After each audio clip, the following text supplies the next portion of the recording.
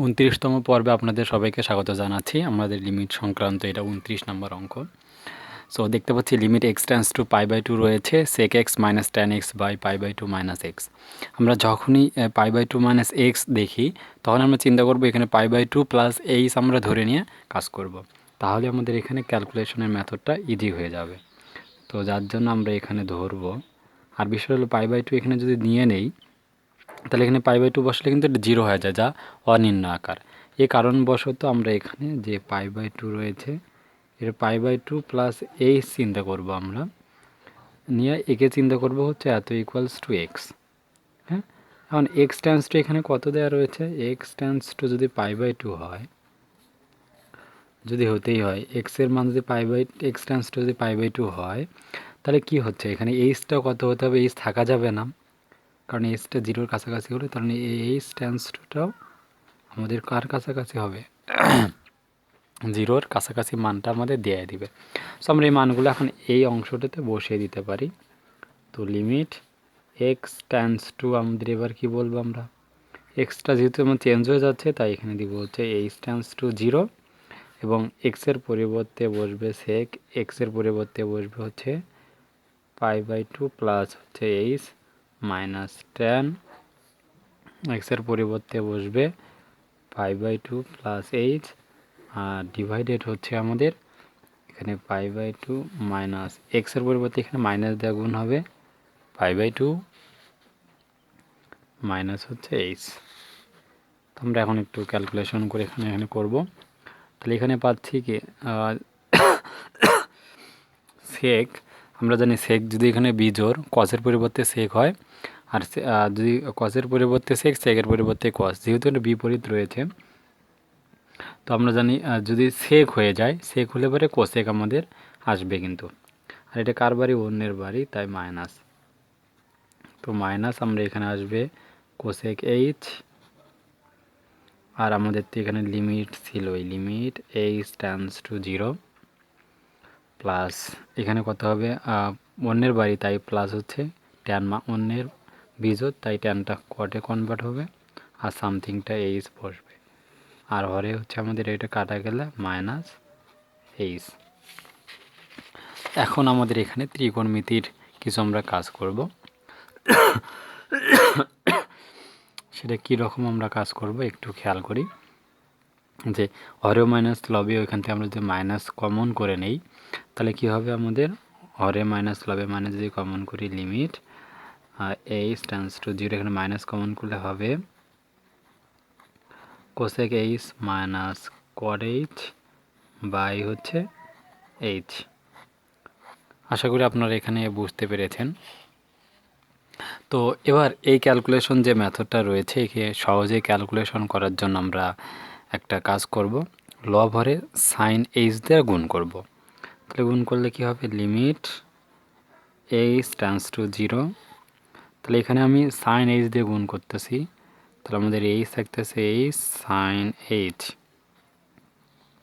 তাহলে এখানে যদি সাইন এইচ দিয়ে আমরা গুণ দিয়ে নেই তাহলে কি হবে একটু খেয়াল করি, যে অংশে যদি সাইন এইচ দিয়ে এখানে গুণ দিয়ে নেই তাহলে কি হবে, তাহলে এইটা ইকুয়ালস টু আমরা কত জানি, যে cosec theta into sine theta equal আমরা কি বলতে পারি,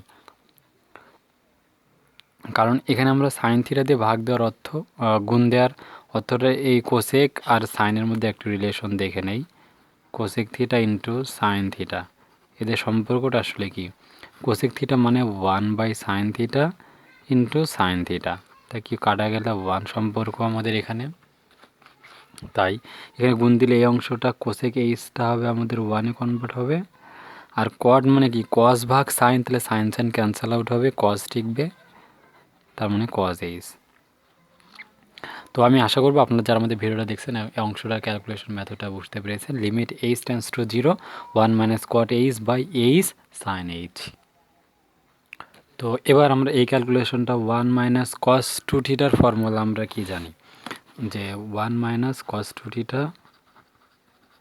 কজের ক্ষেত্রে প্লাস হয়ে যায়, তাহলে আমাদের ফর্মুলা কি জানি, যে 2 সাইন স্কোয়ার থিটা। আমরা এই ফর্মুলাটা কিন্তু সবাই জানি, 1 minus cos 2 sine square theta. So খেয়াল করি এখানে যেহেতু এইচ রয়েছে তার মানে এখানে এইচ দ্বারা 2 দিয়ে ভাগ হবে, তার two sine square theta by two, এখানে থিটা বলতে এইচ, তো এইচ বাই টু আমরা বলতেই পারি।